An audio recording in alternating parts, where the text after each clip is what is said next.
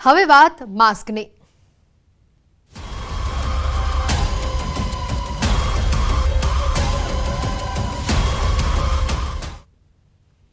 સમગ્ર રાજ્યમાં કોરોનાની દહેશતમાં વધારો થયો છે। રાજ્યમાં કોરોનાના 23 એક્ટિવ કેસ નોંધાયા છે। અમદાવાદમાં 13 કેસ નોંધાયા છે। વડોદરામાં 4 કેસ નોંધાયા છે। લોકોની ઇમ્યુનિટી વધારવા પ્રયાસો તેજ કરાયા છે। મેડિકલ સ્ટોરમાં આયુર્વેદિક દવાનો જથ્થો વધારી દેવામાં આવ્યો છે। માસ્ક અને સેનિટાઇઝરની પણ માંગ વધી રહી છે।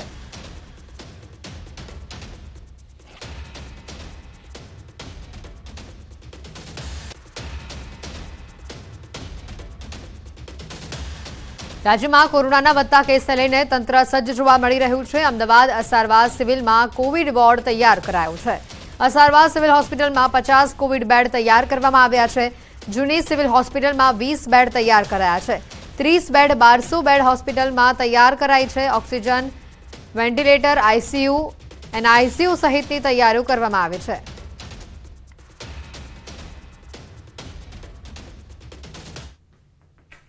સર, અત્યારે જે રીતે કેસ વધી રહ્યા છે સિવિલ હોસ્પિટલમાં કેવા પ્રકારની તૈયારી કરવામાં આવી છે? અત્યારે છેલ્લા અઠવાડિયાથી આપણે જોઈ રહ્યા છે કે કેસીસમાં વધારો થયો છે, પણ સારી બાબત એવું કહીશ કે કેસીસ જે વધી રહ્યા છે એ બધા જ દરેક વ્યક્તિ હોમ આઇસોલેશનમાં સારવાર લઈ રહ્યા છે, એટલે કે દાખલ થવું પડી નથી રહ્યું। એટલે એમ જોઈએ તો ગભરાવાની કે પેનિક થવાની જરૂર નથી, પરંતુ હા, કેસીસ ડિટેક્ટ થયા છે એટલે આપણે સૌએ સાવધાન રહેવાની જરૂર છે।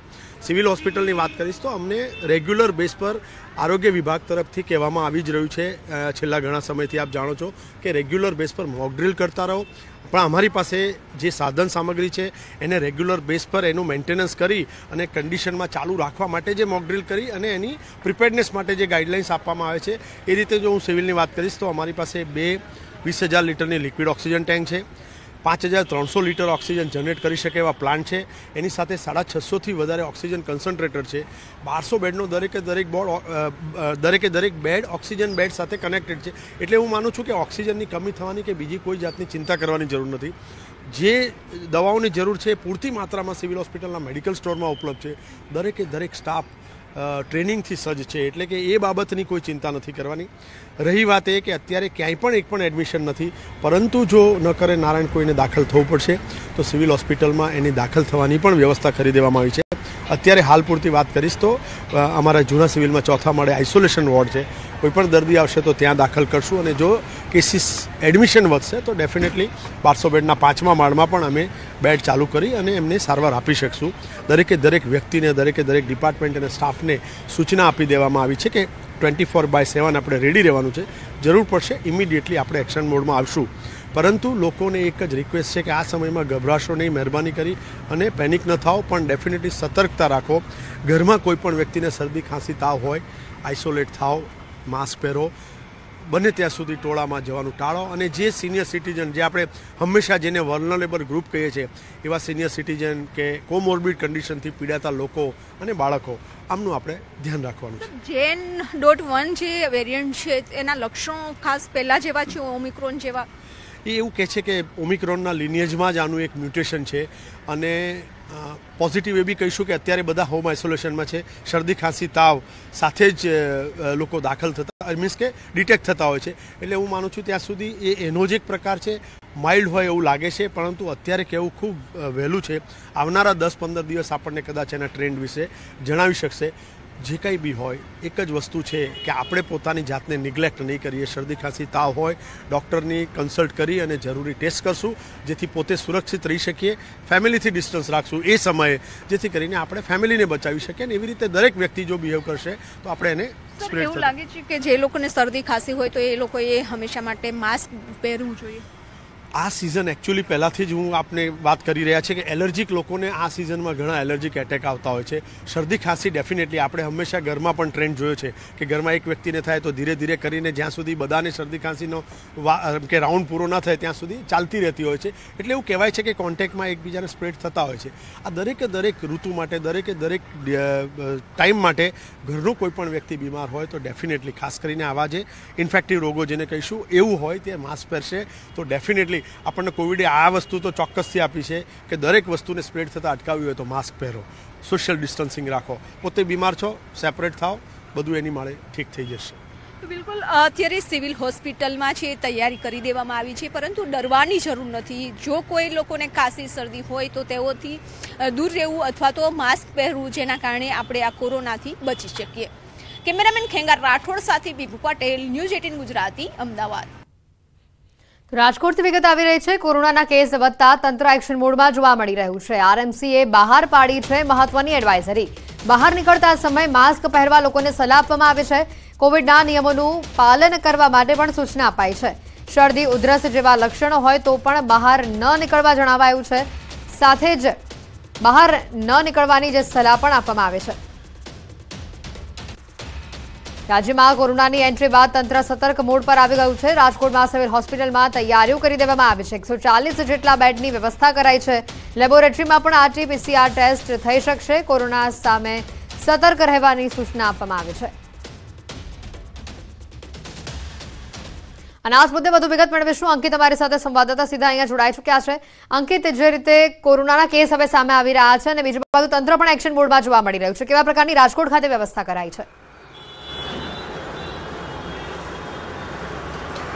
ચોક્કસ ખાસ કરી વાત કરવામાં આવે તો રાજકોટ શહેરમાં જે છેલ્લો કેસ જે નોંધાયો હતો તે 22 ઓક્ટોબર 2023ના રોજ નોંધાયો હતો ને ત્યારબાદ પરમ દિવસે રાજકોટ શહેરના અમીન માર્ગ ઉપર રહેતી 51 વર્ષીય મહિલા છે તેનો કોરોના ટેસ્ટ છે તે પોઝિટિવ આવ્યો હતો. આ મહિલાએ છે તે ખાનગી લેબોરેટરીની અંદર પોતાનો રિપોર્ટ કરાવ્યો હતો અને રિપોર્ટ ત્યારબાદ પોઝિટિવ આવ્યો હતો. ત્યારબાદ મહાનગરપાલિકાની જે ટીમ છે તે તેમના ઘરે ખાતે પણ દોડી ગઈ હતી ને તેમના સંપર્કમાં આવેલા 14 જેટલા વ્યક્તિઓને પણ હોમ આઇસોલેશનમાં રહેવાની સૂચના છે તે આપવામાં આવી છે. અને બીજી તરફ ગઈકાલે જ મહાનગરપાલિકાના આરોગ્ય વિભાગ દ્વારા કોરોનાને લઈને એક એડવાઇઝરી બહાર પાડવામાં આવી છે. એડવાઇઝરીની અંદર મહાનગરપાલિકાના આરોગ્ય વિભાગે લોકોને જણાવ્યું છે કે તેઓ પોતાના ઘરની બહાર નીકળે તો માસ્ક અવશ્ય પહેરે. આ પ્રકારની એક સૂચના છે તે આપવામાં આવી છે. સાથોસાથ મોટા પાયે જ્યાં ગેધરિંગ થતું હોય ત્યાં લોકોને જતા અટકે તેવી પણ એક સૂચના આપવામાં આવી છે. અને સાથોસાથ જો સામાન્ય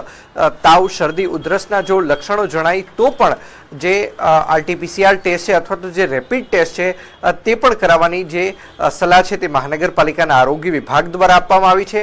હાલ મહાનગરપાલિકાના આરોગ્ય વિભાગની વાત કરીએ તો રાજકોટ શહેરની અંદર તમામ જે જગ્યાએ પ્રાથમિક આરોગ્ય કેન્દ્ર આવેલા છે આ તમામ જગ્યાએ રેપિડ ટેસ્ટ છે તે શરૂ કરી દેવામાં આવ્યા છે. સાથોસાથ મહાનગરપાલિકા અને સિવિલ હોસ્પિટલની જો વાત કરવામાં આવે તો સિવિલ હોસ્પિટલમાં અગાઉથી જ તૈયારીઓ છે તે કરી દેવામાં આવી છે અને જે અંતર્ગત કુલ 2 જેટલા વોર્ડ કે જેની અંદર 140 જેટલા બેડની સુવિધા છે, એક અલાયદો વોર્ડ છે તે પણ તૈયાર કરવામાં આવ્યું છે, જેની અંદર પીડિયાટ્રિક વિભાગ હોય કે પછી મેડિસિન વિભાગ હોય, તમામના જે અધિકારીઓ છે, કર્મચારીઓ છે તેમને સ્ટેન્ડ 2 પણ રાખવામાં આવ્યા છે. જી બિલકુલ અંકિત, આભાર માહિતી બદલ. તો જે રીતે રાજકોટ ખાતે તંત્ર એલર્ટ મોડ પર જોવા મળી રહ્યું છે, રાજકોટ સિવિલ હોસ્પિટલમાં પણ તૈયારીઓને આરંભી દેવામાં આવી છે.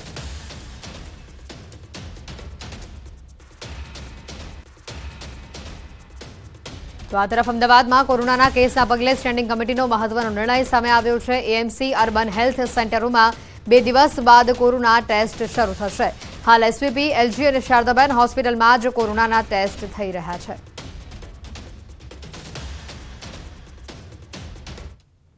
કોરોના માટે સતર્કતા પણ જરૂરી છે. આજની સ્ટેન્ડિંગ કમિટીની અંદર કોરોનાની ચર્ચા નીકળી હતી અને તેની અંદર મહાનગર દ્વારા જે જુદી જુદી હોસ્પિટલો છે, LG hospital, SVP hospital, Shardaben hospital, ત્યાં આગળ આ ટેસ્ટિંગની પ્રક્રિયા હાલ ચાલુ છે. જો કોઈ સિમ્ટોમેટિક પેશન્ટ દેખાય તો એ પોતાનું ટેસ્ટિંગ ત્યાં જઈને કરી શકે છે. આવનાર સમયમાં વિધિન 3 કે 4 દિવસની અંદર કોર્પોરેશનના જે CHC છે અથવા તો UHC છે ત્યાં આગળ કોઈ પણ દર્દીના જો સિમ્ટમ્સ દેખાય તો એ UHC પર અથવા તો CHC પર જઈ તેની તપાસ કરાવી શકશે. કોરોનાના નવા JN1 વેરિયન્ટ અંગે કેન્દ્ર સરકારે ગાઈડલાઈન જાહેર કરી છે. ગુજરાત કેમિસ્ટ એન્ડ ડ્રગિસ્ટ એસોસિએશનના પ્રમુખે દવાના ઉપલબ્ધ જથ્થા અંગે માહિતી આપી છે. રાજ્યમાં તમામ દવાઓ પૂરતા પ્રમાણમાં ઉપલબ્ધ છે. દવા લેતા પહેલા ડોક્ટરની સલાહ લેવા અને માસ્ક તથા સોશિયલ ડિસ્ટન્સિંગનું પાલન કરવાની પણ સલાહ આપવામાં આવી છે. આ બધી દવાઓનો જથ્થો પૂરતા પ્રમાણમાં છે. આ બધી દવાઓ ડૉક્ટરને પૂછી અને પછી જ લેવી જોઈએ. ખાસ 60 વર્ષની ઉપરના જે વ્યક્તિ હોય એને કમ્પલસરી માસ્ક પહેરવું જોઈએ. આ વેરિયન્ટ જે રીતે WHO ગાઈડલાઇન જારી કરી છે એ મુજબ કેન્દ્ર સરકાર પણ ગાઈડલાઇન સ્ટેટ ટુ સ્ટેટ કરશે, પણ આપણે સતર્કતા રાખવાની જરૂરિયાત છે. એકાએક વધી રહેલા કોરોનાના કેસ સામે ગુજરાત આયુર્વેદિક બોર્ડના ચેરમેન આયુર્વેદિક ઉપચાર કરવાની સલાહ આપી રહ્યા છે. ડોક્ટર હસમુખ સોરીના જણાવ્યા અનુસાર વાયરસ ભલે વેરિયન્ટ બદલે છે, પરંતુ ઇમ્યુનિટી સારી હોય તો આપણે બચી શકીએ છીએ. ગાઈડલાઇનની સાથે સાથે આયુર્વેદની મદદથી રોગ પ્રતિકારક શક્તિ વધારીએ અનેક બીમારીઓ સામે લડી શકીશું.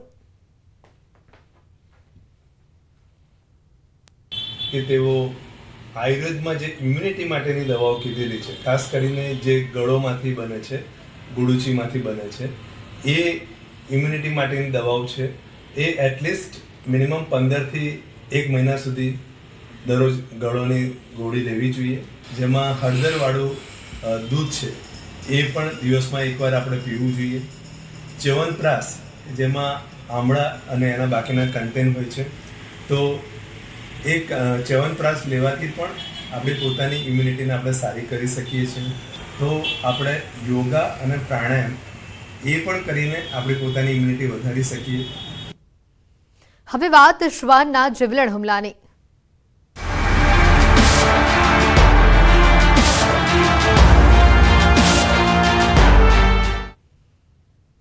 જામનગરમાં રખડતા શ્વાનનો આતંક વધ્યો છે. બાળકો પર શ્વાનના હુમલાથી વધુ 2 ઘટના સામે આવી છે. શહેરના વાલકેશ્વર વિસ્તારમાં 5 વર્ષની બાળકી પર હુમલો કરતા ગંભીર રીતે બાળકી ઇજાગ્રસ્ત થઈ હતી. તો આ તરફ ધ્રોલ ગામમાં ખેતમજૂર પરિવારની 2 વર્ષની બાળકી પર શ્વાને હુમલો કરી દીધો, જેમાં તેને ગંભીર ઇજાઓ પહોંચી છે. બંને ઘટનામાં બાળકીઓ ઘર નજીક રમતી હતી અને તે દરમિયાન શ્વાને હુમલો કર્યો. હાલ જીજી હોસ્પિટલમાં બંને ઇજાગ્રસ્ત બાળકીઓની સારવાર ચાલી રહી છે.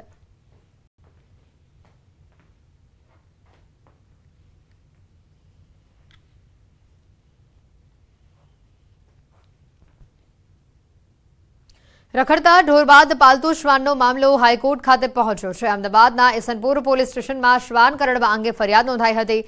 શ્વાન માલિકની બેદરકારીથી અગવડતા થતી હોવાની પણ રજૂઆત કરી હતી. જે તે સમયે આ મામલે સિટી સિવિલ એન્ડ સેશન્સ કોર્ટમાં અરજી દાખલ કરવામાં આવી હતી, જેમાં 2 વર્ષ બાદ પણ ન્યાયિક કાર્યવાહી આગળ ન વધતા હાઈકોર્ટમાં અરજી કરવામાં આવી છે. હાઈકોર્ટે અરજીમાં વયમનસ્ય રાખ્યા વગર 30 દિવસમાં સુનાવણી કરવા આદેશ આપ્યો છે. સાથે જ આ મેટરનો મેરિટ પર યોગ્ય રીતે નિકાલ કરવા હાઈકોર્ટે ટ્રાયલ કોર્ટને સૂચન કર્યું છે. ન્યાયમાં વિલંબ એ અન્યાય હોવાની પણ હાઈકોર્ટે ટકોર કરી છે.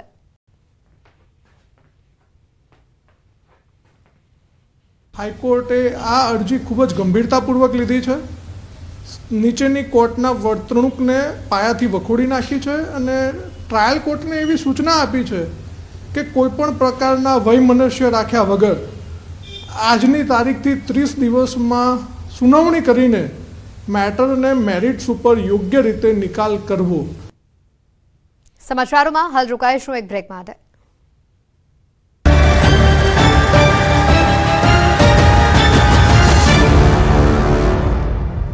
બધું જોયું છે. છેલ્લા કેટલાય દિવસોથી રાજ્યના કેટલાય વિસ્તારોમાં દીપડાની હાજરી જોવા મળી રહી છે. પોરબંદર, બનાસકાંઠા, રાજકોટ અને સાબરકાંઠા સહિતના વિસ્તારોમાં ખૂંખાર દીપડાથી ગામ લોકો અને ખેડૂતોમાં ફફડાટ ફેલાયો. પોરબંદરના ઇન્દિરાનગર વિસ્તારમાં દીપડાના આટાફેરા જોવા મળ્યા. દીપડો ગલુડિયાનો શિકાર કરતો સીસીટીવીમાં કેદ થયો. આ તરફ બનાસકાંઠાના થુર ગામમાં દીપડાની દહેશત છવાઈ. ગામની સીમમાં દીપડો દેખાતા સ્થાનિકોમાં ભયનો માહોલ છે. સ્થાનિકોએ વિડીયો વાયરલ કરી દીપડાને તાત્કાલિક પાંજરે પૂરવા માંગ કરી. તો રાજકોટના વાઘુદળમાં આવેલા મિયાવાકી પ્લાન્ટેશન પાસે દીપડો દેખાયો હતો. દીપડાના આતંક વચ્ચે નવસારીમાં વન વિભાગે કર્યું બુદ્ધિનું પ્રદર્શન. જાણે વન વિભાગને દીપડો પકડવો જ ન હોય તે રીતે દીપડાને પૂરવા મુકાયેલું પાંજરું ખુલ્લું રાખવાની બદલે બંધ રાખ્યું. નવસારીના ચીખલી તાલુકાના રાનવેરીકલ્લી ગામે લોકો દીપડાની દહેશતથી ફફડી રહ્યા છે. લોકો ઈચ્છી રહ્યા છે કે દીપડો ઝડપથી પાંજરે પુરાઈ જાય અને કામ ધંધે લાગે પોતે. પણ વન વિભાગ જાણે પોતાની મસ્તીમાં મસ્ત છે. તે તો દીપડાને પાંજરે પૂરવાના મૂડમાં જ નથી. નવસારીના ચીખલી તાલુકાના રાનવેરીકલ્લા ગામ નજીક બંધ પાંજરા જોવા મળ્યા. ગ્રામજનોના જણાવ્યા અનુસાર 10 દિવસથી પાંજરાનો દરવાજો બંધ છે. દીપડાને પકડવા માટે મારણ પણ મૂક્યું નથી. વન વિભાગના અધિકારીઓએ પાંજરું મૂકી માત્ર ખાનાપૂર્તિ કરી હોય તેવું જોવા મળી રહ્યું છે. એટલે પાંજરું હાલ તો શોભાના કાઠિયા સમાન બન્યું છે. આદમખોર દીપડાનો આતંક હવે શહેર શહેર વધી રહ્યો છે। જંગલ છોડી દીપડાઓ રહેણાંક વિસ્તારમાં પહોંચી જતા લોકો થરથર ધ્રુજી રહ્યા છે। હવે તો દીપડાઓ સૌરાષ્ટ્રના સીમાડાઓ સુધી પહોંચી ગયા। સૌરાષ્ટ્રની રાજધાની કહેવાતા રાજકોટ શહેરમાં દીપડાએ ધામા નાખતા રાજકોટના લોકોમાં દહેશત ફેલાઈ ગઈ। રાજકોટ